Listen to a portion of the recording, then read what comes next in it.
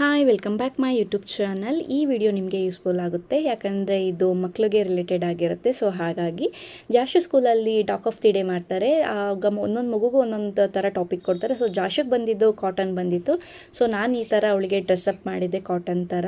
ನೀವು ಬೇಕಾದರೆ ಕಾಟನಲ್ಲೇ ಕ್ಲೌಡ್ ಕೂಡ ಮಾಡ್ಬೋದು. ಅದಕ್ಕೆ ರೈನ್ಬೋ ಎಲ್ಲನೂ ಇಟ್ಟು ಅದು ಯೂಸ್ಫುಲ್ ಆಗುತ್ತೆ, ಏಕೆ ಒಬ್ಬೊಬ್ಬರಿಗೆ ಕ್ಲೌಡ್ ಕೊಡ್ತಾರೆ. ಸೊ ಈ ಥರ ನಾನು ಕಾಟನ್ ಬಗ್ಗೆ ಮಾಡಿದ್ದೆ. ಇದು ಯೂಸ್ಫುಲ್ ಆಗುತ್ತೆ ಅಂದ್ಕೊಳ್ತೀನಿ ಮಕ್ಕಳಿಗೆ. ಸ್ಕೂಲಲ್ಲಿ ಈ ಥರ ಮಾಡೋದು ಮಕ್ಕಳದು ಮೆಮೊರಿ ಪವರ್ ಹೇಗೆ ಎಷ್ಟಿರುತ್ತೆ, ಯಾವ ಥರ ಮಾತಾಡ್ತಾರೆ, ಅವ್ರದ್ದು ಕಾನ್ವರ್ಜೇಷನ್ ಆಗಿರ್ಬೋದು, ಅದೆಲ್ಲ ಇಂಪ್ರೂವ್ಮೆಂಟ್ ಆಗುತ್ತೆ.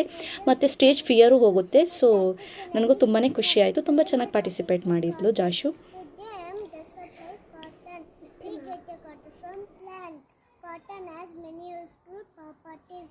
Cotton is used in making wigs. It is used in making cotton costumes.